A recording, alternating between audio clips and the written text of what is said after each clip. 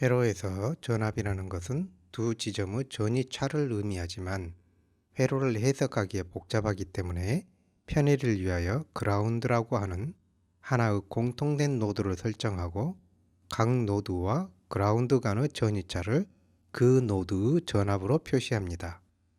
예를 들어 다음과 같은 세 개의 노드가 있을 때 각 노드 사이의 전압차를 V12, V23, V13와 같은 방법으로 나타내야 합니다. 조금 더 편리하게 임의의 그라운드 노드를 설정하고 이 그라운드로부터 각 노드까지의 전압을 V1, V2, V3라고 하였을 때 각 노드 사이의 전압을 다음과 같이 구할 수 있습니다. 이때 두 노드 사이의 전압의 부호는 빼어지는 노드의 전압을 포지티브로 봅니다. 예를 들어 V13는 1번 노드가 전압이 높은 것을 의미하는 것이 아니며 측정 시의 방향만을 나타내는 것이므로 1번 노드가 3번 노드보다 실제 전위가 낮다면 V13는 음수값을 갖게 됩니다. 이상적인 전압원은 출력 전류가 얼마든지 관계없이 일정한 전압을 유지하여야 합니다. 그러나 실제의 전압원은 정상적으로 동작하는 전류 범위가 한정되어 있으며 정상 동작 범위 내에서도 유한한 전류 전압 곡선 기울기를 가지고 있습니다. 복잡한 회로를 해석하기 위해서는 회로의 일부분을 보다 간단하게 모델링할 필요가 있는데 관측하고자 하는 터미널에서 원래 회로와 동일한 전압을 발생시키는 블록으로 모델링하는 것을 떼분한 등가 회로라고 합니다. 모델링을 위하여 모델링하고자 하는 터미널이 개방되었을 때 측정되는 오픈 서킷 볼테이지와 셔트 되었을 때 흐르는 숏 서킷 커런트를 구하고 이로부터 다음과 같이 하나의 전압원과 직렬 연결된 저항으로 떼분한 등가 회로를 구성합니다. 모델링하고자 하는 부분은 실제 회로가 어떠하였든지 떼분한 등가 모델로 대체하여 회로의 나머지 부분과 연결하여 해석하여도 동일한 결과를 얻게 됩니다. 회로에서 전류는 두 지점 사이를 연결하는 소자를 통하여 흐르는 것으로 두 노드 사이의 경로를 통하여 흐르는 전류를 브랜치 전류라고 합니다. 이때 각각의 노드로 전류가 들어가거나 나오게 되는데 한 개 노드에서의 모든 들어오는 전류와 모든 나가는 전류 합은 0이어야 합니다. 전류 방향은 전위가 높은 쪽에서 낮은 쪽으로 흐르게 되는데 회로를 해석할 때 각 소자에 흐르는 전류 방향을 임의로 정하여 회로를 해석하고 그 결과 음수값이 나오면 실제로는 가정과 반대 방향으로 전류가 흐름을 의미합니다. 이상적인 전류원은 출력 전압과 관계없이 일정한 전류를 유지하여야 합니다. 그러나 실제의 전류원은 정상적으로 동작하는 전류 범위가 한정되어 있으며 정상 동작 범위 내에서도 유한한 전압 전류 곡선의 기울기를 가지고 있습니다. 떼분한 등가 회로가 회로의 일부분을 전압원을 기반으로 모델링하였는데 유사하게 전류원을 기반으로 모델링하는 것을 노턴 등가 회로라고 합니다. 모델링을 위하여 모델하고자 하는 터미널이 개방되었을 때 측정되는 오픈 서킷 볼테이지와 셔트 되었을 때 흐르는 숏 서킷 커런트를 구하고 이로부터 다음과 같이 하나의 전류원과 병렬 연결된 저항으로 노턴 등가 회로를 구성합니다. 모델링하고자 하는 부분은 실제 회로가 어떠하였든지 떼분한 등가 모델 또는 노턴 등가 모델로 대체하여 회로의 나머지 부분과 연결하여 해석하여도 동일한 결과를 얻게 됩니다. 전자회로의 가장 기본적인 소자인 저항은 선형적인 전압 전류 관계를 가지고 있는데 저항의 역수를 컨덕턴스라고 하고 특별한 설명 없이 편의에 따라 상호 대체하여 사용하겠습니다. 예를 들어 다음과 같이 저항이 직렬 연결되어 있는 경우 전체 저항값은 각 저항값을 더하여 구하는 것으로 표시하고 이와 같은 병렬 연결된 저항의 경우 전체 컨덕턴스 값은 각 컨덕턴스 값을 더하여 구하는 것으로 표시하겠습니다. 복잡한 회로를 해석함에 있어서 회로의 일부분을 보다 간단하게 저항값으로 모델링할 필요가 있는데, 관측하고자 하는 터미널에서 원래 회로가 갖는 전압의 변화에 대한 전류의 변화를 측정하면 원점을 지나지 않거나 비선형적인 전압-전류 관계를 갖는 경우가 많으며, 이 경우 특징점에서 전류 변화분 대 전압 변화분, 즉 접선의 기울기로 등가 저항을 표시합니다. 이를 위해서는 다음과 같이 측정하고자 하는 회로 또는 소자에 테스트 전압을 인가하고 이를 변화시켜 가면서 포지티브 전압 단자에서 회로로 들어가는 방향으로의 전류를 측정하여 구한 전압에 따른 전류 그래프를 구하고 기울기가 그 노드를 바라다 본 등가 컨덕턴스가 됩니다.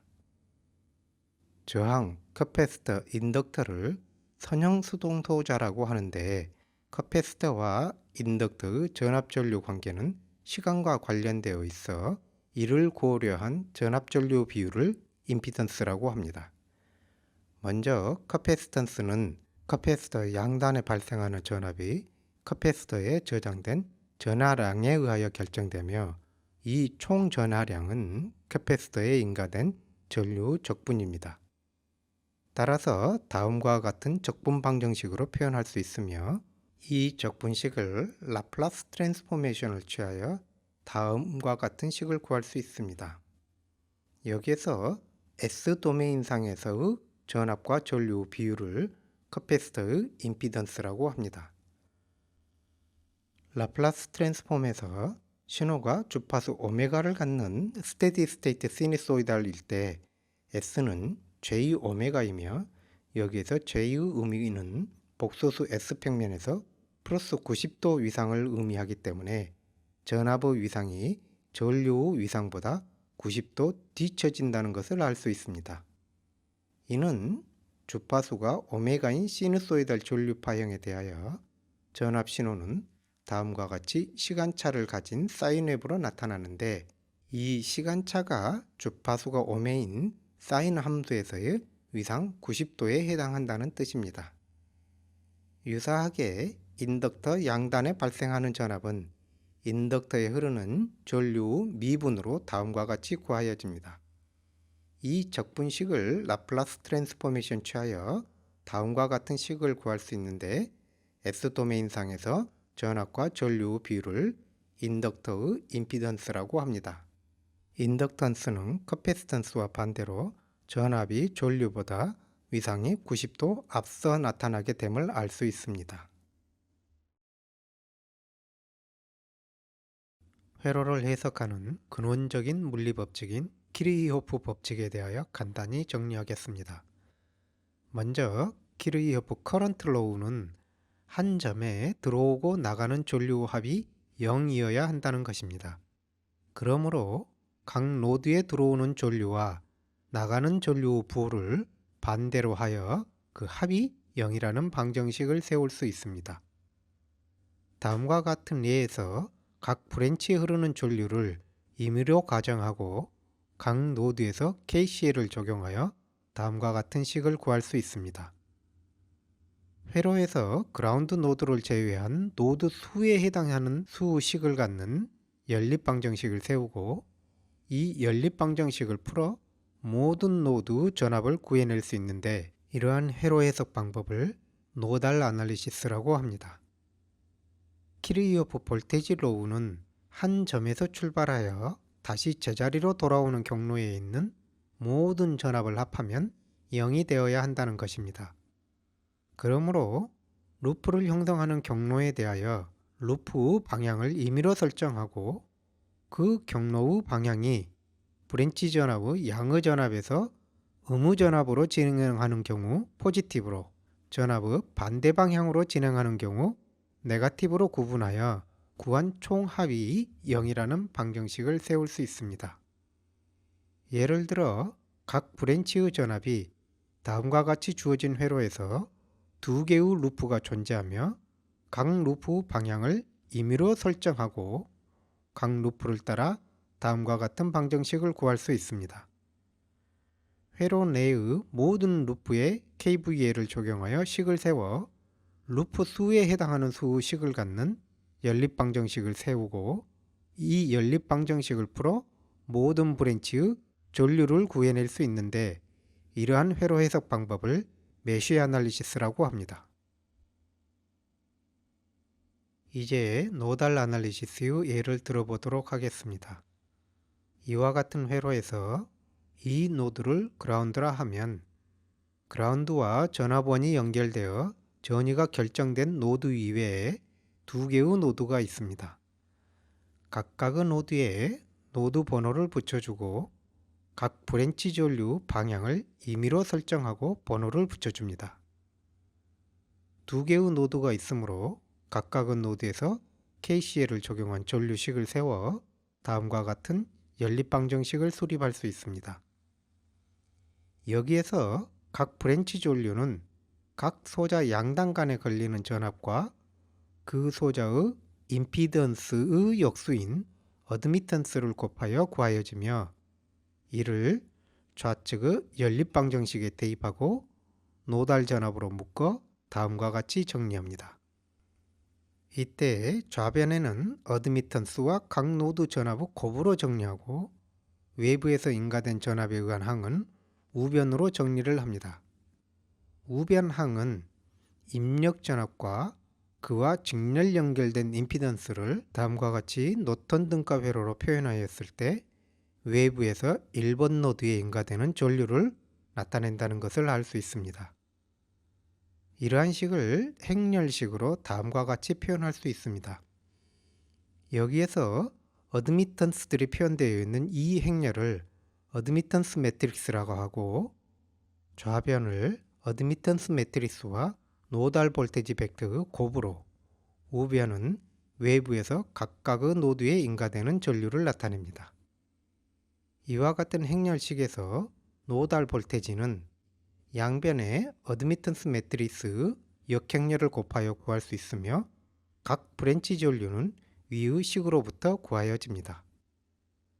메쉬 아날리시스로 해석하여도 동일한 결과를 얻을 수 있지만 식 표현의 간결성 등의 이유로 노달 아날리시스가 편의성이 높아 주로 사용되므로 여기에서는 메쉬 아날리시스에 대하여 별도로 설명하지 않겠습니다.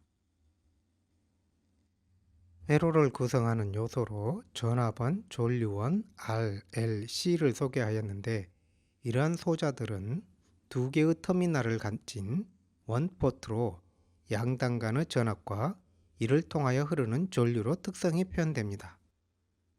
또 다른 회로 요소로 다음과 같이 두 개의 터미널 한 쌍으로 1개의 포트를 구성하였을 때 두 개의 포트를 가지고 있으며 각 포트에 발생하는 전압과 각 포트에 흐르는 전류가 서로 상관관계를 가지고 있는 회로 요소를 투포트 엘리먼트라고 합니다.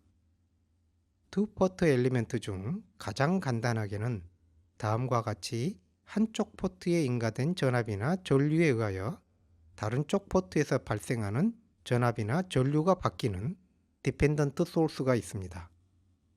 디펜던트 소스는 전압, 전류를 제어하는 요소와 출력의 형태에 따라 다음과 같이 볼테지 컨트롤드 볼테지 소스, 볼테지 컨트롤드 커런트 소스, 커런트 컨트롤드 커런트 소스, 커런트 컨트롤드 볼테지 소스 네 가지 조합이 있으며 각각 앰플리파이어, 트랜스 컨덕턴스, 커런트 미러, 트랜스 임피던스라고 불리기도 합니다.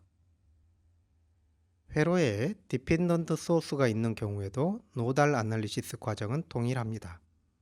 노달 아날리시스는 사전에 모든 볼테지 소스를 노턴 등가 회로로 변환하는 것이 편리합니다. 예를 들어 앞서 설명하였던 회로방은 먼저 다음과 같이 볼테지 소스를 커런트 소스로 변환해 둡니다.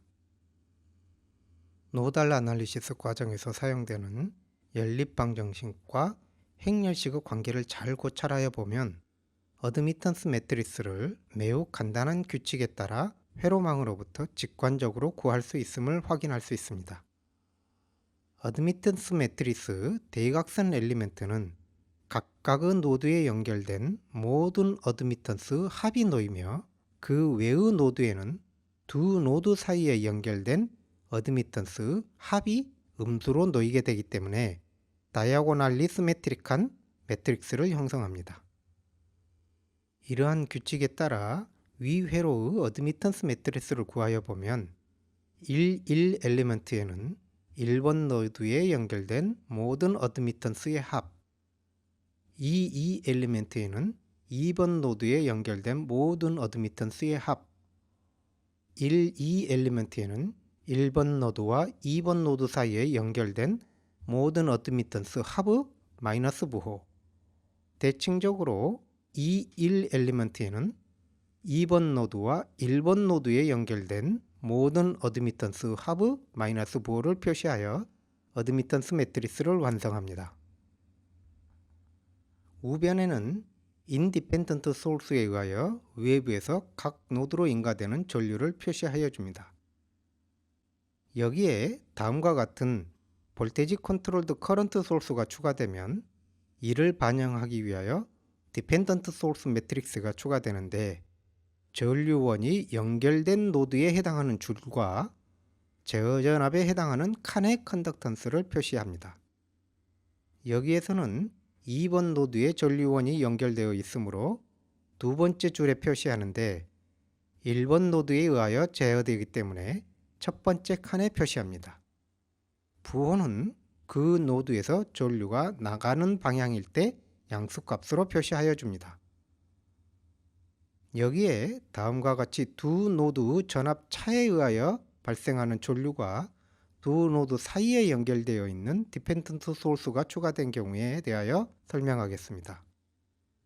먼저 1번 노드에 전류원이 연결되어 있으므로 첫 번째 줄에 컨덕턴스를 표시하는데 1번 노드, 2번 노드 전압 차에 의하여, 즉 1번 노드로부터 마이너스 G라는 제어를 받고 2번 노드로부터 G라는 제어를 각각 받는 것과 동일하기 때문에 두 칸에 모두 컨덕턴스가 다른 부호로 표시됩니다. 2번 노드 관점에서는 동일하게 적용하지만 전류가 2번 노드로 들어오는 방향이기 때문에 부호를 반대로 바꾸어 줍니다. 이와 같이 디펜던트 소스 매트릭스가 완성된 후에 어드미턴스 매트리스와 합하여 이의 인버스 매트리스를 구하여 회로망을 해석합니다. 필터 등을 포함한 시스템에 대하여 본격적으로 설명하기 전에 먼저 미분 방정식에 대하여 간략하게 되돌아보도록 하겠습니다. 예를 들어 다음과 같은 오디너리 디퍼런셜 이퀘이션에서 x는 시스템의 상태를 나타내는 변수이며 ut는 외부에서 가하여진 입력 신호에 해당됩니다. 미분 방정식은 시스템에서 시간에 따라 상태가 어떻게 변화되는지를 수식적으로 나타낸 것이기 때문에 이 해를 구한다는 것은 시스템의 상태가 어떻게 변화되어 갈 것인지 또는 입력에 따라 출력이 어떻게 될 것인지를 알게 된다는 것을 의미합니다. 오디너리 디퍼런셜 이퀘이션의 해는 외부에서 인가된 신호에 대하여 반응하는 파티큘러 솔루션과 신호가 인가되지 않았을 때 초기 상태로부터 시간이 지남에 따라 상태가 변화되어 가는 것을 나타내는 호모지니어스 솔루션이 있습니다. 이 두 솔루션의 합을 제너럴 솔루션이라고 합니다. 즉, 선형 시스템은 초기 상태에 따른 반응과 입력에 따른 반응이 선형적으로 합하여지는 것을 의미하며 이를 슈퍼포지션이라고 합니다. 먼저 초기 값에 대한 반응인 호모지니어스 솔루션을 구하는 방법에 대하여 소개하도록 하겠습니다. 호모지니어스 솔루션을 구하기 위해서는 그 솔루션이 익스포넨셜 함수라고 가정을 하고 그에 대한 1차 미분, 2차 미분을 각각 다음과 같이 구하여 이를 원래의 디퍼런셜 이퀘이션에 대입하여 정리하면 다음과 같은 식을 얻을 수 있습니다. 호모지니어스 솔루션을 익스포넨셜 함수로 가정한 이유는 지수함수는 미분을 하여도 항상 자기 자신이 나오기 때문에 식을 정리하면 다음과 같이 미분 방정식을 방정식으로 바꾸어 해를 구할 수 있게 됩니다. 이 방정식을 캐릭터리스틱 이퀘션이라고 하는데 그 해를 아이겐밸류라고 합니다. 아이겐밸류 수는 미분 방정식의 차수와 같으며 이는 최초의 호모지니어스 솔루션으로 가정하였던 지수함수의 개수이기 때문에 호모지니어스 솔루션은 다음과 같이 각각의 아이겐밸류가 사용된 지수함수의 합으로 구하여집니다. 여기에서 상수 C1과 C2를 구하기 위해서는 초기 조건을 대입하여 연립방정식을 세우고 그 연립방정식을 C1과 C2에 대하여 풀어서 최종적인 호모지니어스 솔루션을 구할 수 있습니다. 파티큘러 솔루션을 구하기 위해서는 입력으로 주어진 신호에 따라 다음과 같이 파티큘러 솔루션을 가정하고 이 가정된 파티큘러 솔루션을 미분하여 이들을 원래 미분 방정식에 대입하고 등식이 성립하도록 방정식을 풀어 미분 방정식의 해를 구합니다. 예를 들어 입력 신호가 sin 오메가 t와 같은 시누소이달 입력일 때 초기 상태의 영향이 모두 사라진 스테디 스테이트에서 입력 신호 sin 오메가 t에 대한 반응을 구하여 보도록 하겠습니다. 입력이 사인 웨이브이므로 위 표에서와 같이 파티큘러 솔루션을 K1 코사인 오메가 t 플러스 K2 사인 오메가 t라 가정을 하고 1차, 2차 미분하여 주어진 방정식에 대입을 하면 다음과 같이 코사인 오메가 t와 사인 오메가 t 항으로 정리할 수 있습니다. 이때 우변은 사인 오메가 t만 있기 때문에 좌변의 코사인 오메가 t에 해당하는 개수는 0이 되어야 하고 사인 오메가 t에 해당되는 개수는 1이 되어야 하기 때문에 이 두 방정식을 연립하여 K1과 K2를 구합니다. K1과 K2는 오메가에 관한 함수로 나타나게 된다는 것을 알 수 있습니다. 보다 일반적으로 입력 신호가 복소수인 경우 파티큘러 솔루션을 K exponential j 오메가 t와 같은 복소수로 가정을 하고 미분된 값을 원래 미분 방정식에 대입하면 다음과 같이 모든 항이 K exponential j 오메가 t를 가지고 있기 때문에 이를 정리하고 우변과 일치하도록 방정식을 세울 수 있습니다. 이 방정식으로부터 계수 K를 구할 수 있는데 다음과 같이 복소수로 나타나게 됩니다. 이 복소수 계수값을 크기와 위상으로 각각 구분하여 입력과 출력의 크기 비율을 나타내는 매그니튜드 레스폰스, 입력과 출력의 위상 차이를 나타내는 페이즈 레스폰스라 합니다. 선형 시스템은 열린 미분 방정식으로 표현되고 이 미분 방정식을 보다 손쉽게 해석하기 위하여 라플라스 트랜스포메이션을 사용하여 선형 연립 방정식으로 표현합니다. 이 연립 방정식을 행렬 형태로 정리하고 선형 대수를 이용하여 스테이트 베리어블을 구하기 위한 행렬식을 다음과 같이 정리하여 구할 수 있습니다.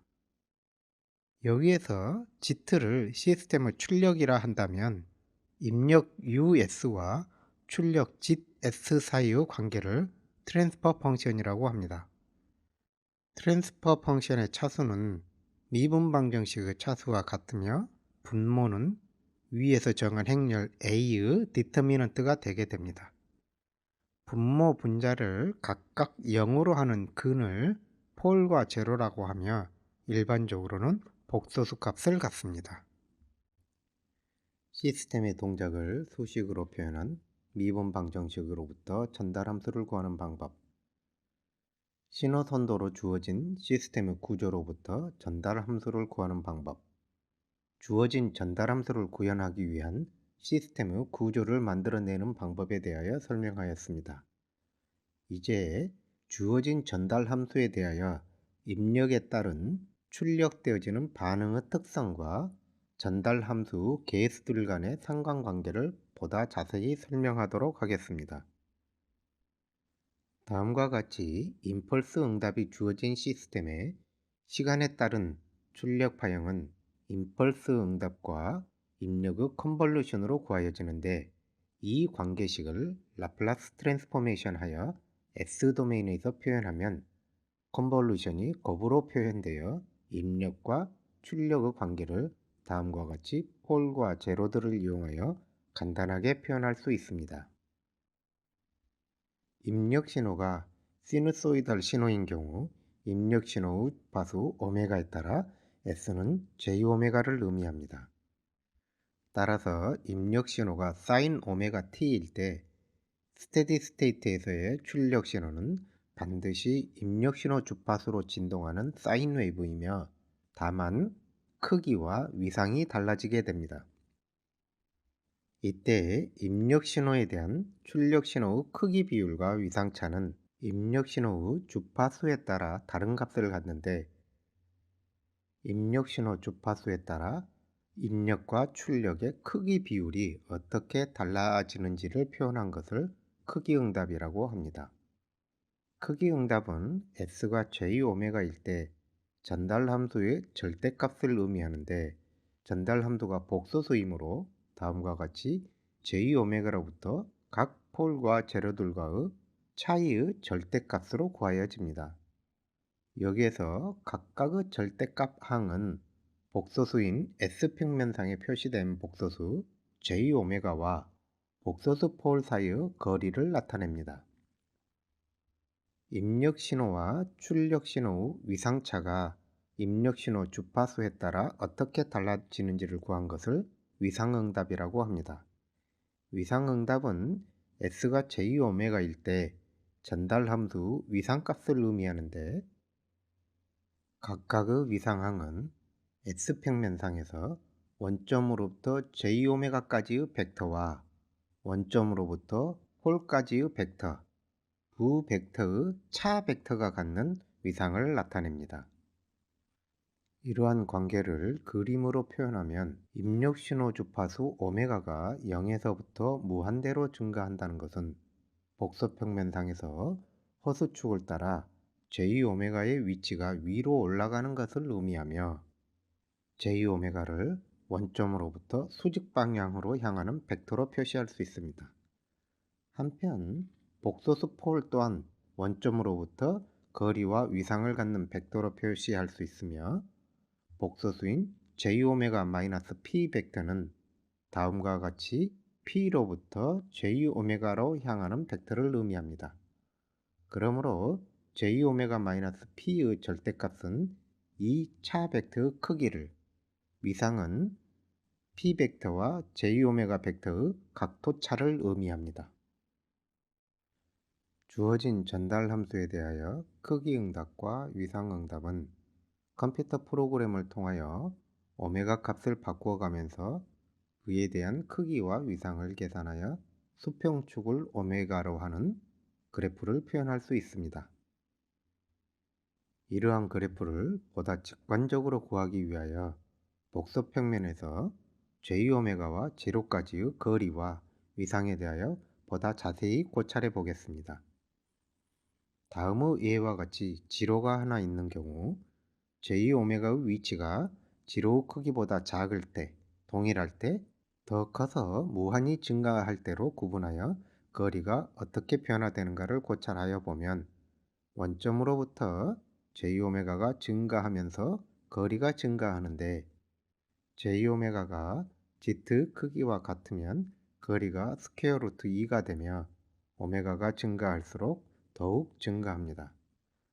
오메가가 Z보다 충분히 큰 경우에는 다음과 같이 거리에서 Z항을 무시하고 어림산할 수 있는데 이는 거리가 오메가의 증가에 비례하여 동일한 비율로 선형적으로 증가한다는 것을 의미합니다.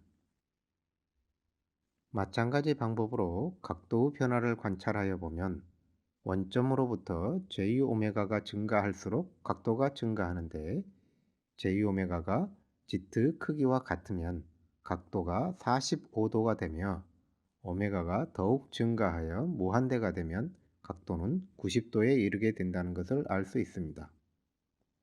홀에 대한 크기는 지로에 대한 크기의 반응의 역수로 각도는 제로에 대한 각도의 반응과 반대부호로 구하여집니다. 이러한 고찰을 기반으로 크기 응답과 위상 응답에 대한 보대플랫을 대략적으로 구하기 위한 간단한 규칙을 도출할 수 있습니다. 폴과 제로들이 모두 실수임을 가정하고 주파수 오메가를 0에서부터 무한대로 증가시켜가면서 그래프를 다음과 같은 규칙으로 그립니다. 먼저 크기 응답은 수평축을 로그 스케일로 그리고 수직축도 로그 스케일인 데시벨로 표시하는데 주파수가 증가하면서 크기가 유지되다가 폴 주파수를 지나면 기울기가 마이너스 20dB per decade가 되며 지로를 지나면 플러스 20dB per decade가 됩니다. 여기에서 dB란 표현하고자 하는 값에 20 로그 10을 취한 것으로 20dB란 10배를 의미하며 40dB는 100배를, 마이너스 20dB는 10분의 1을, 마이너스 40dB는 100분의 1을 의미합니다. 그러므로 20dB per decade의 기울기는 주파수가 10배 될 때마다 크기도 10배 되어 주파수가 증가한 비율만큼 크기도 증가한다는 것을 의미합니다. 위상응답은 수평축을 로그 스케일로 그리고 수직축은 각도로 표시하는데 주파수가 증가하면서 각도가 유지되다가 폴이나 제로의 크기에 해당되는 주파수를 지날 때 폴과 제로의 부호에 따라 다음과 같이 각도가 90도 증가하거나 90도 감소합니다. 예를 들어 폴과 제로들이 주어져 있을 때 그 크기에 해당되는 주파수에 다음과 같이 폴을 X로 지로를 1으로 표시하고 0에서부터 주파수를 증가시켜 가는데 초기에는 아직 아무런 폴과 제로를 만나지 않았기 때문에 수평으로 유지되다가 첫 번째 폴을 지나면서 기울기가 마이너스 20dB per decade가 됩니다. 두 번째 폴을 지나게 되면 첫 번째 폴에 의한 효과와 두 번째 폴에 의한 효과가 더하여져 마이너스 40dB per decade 기울기를 갖게 됩니다. 주파수가 계속 증가하여 지류를 만날 때마다 기울기가 20dB per decade씩 높아져 두 개의 지로를 지나고 나면 수평으로 유지됩니다. 다시 지로를 만나면 기울기가 20dB per decade가 되었다가 두 개의 폴을 만나면 40dB per decade만큼 기울기가 낮아져야 하기 때문에 지로에 의한 플러스 20dB와 폴 두 개에 의한 마이너스 40dB가 합하여져 결국 마이너스 20dB per decade의 기울기로 감소하게 됩니다. 위상응답을 구하기 위하여 각 폴과 제로의 부호가 다음과 같이 주어져 있다고 가정할 때 위의 규칙에 따라 두 개의 음수포를 지나면서 마이너스 180도까지 떨어졌다가 두 개의 음수 지로를 지나면서 180도가 증가하여 0도가 되었다가 양수 제로를 만나 다시 90도 떨어지고 두 개의 음수폴에 의하여 추가로 180도가 떨어져 결국 마이너스 270도가 됩니다. 이와 같이 구한 그래프는 주파수 응답의 점근선을 의미하며 실제 응답은 폴 또는 제로 주파수에서 3dB 즉 스퀘어 루트 2배 차이를 갖게 됩니다. 여기에서는 폴과 제로가 실수임을 가정하고 설명하였지만 복소수 폴과 제로에 대하여서도 실수부가 허수부보다 충분히 크다면 다소간의 오차를 가지고 있지만 계략적인 보대 플랫을 구하는 데는 큰 문제 없이 적용할 수 있습니다.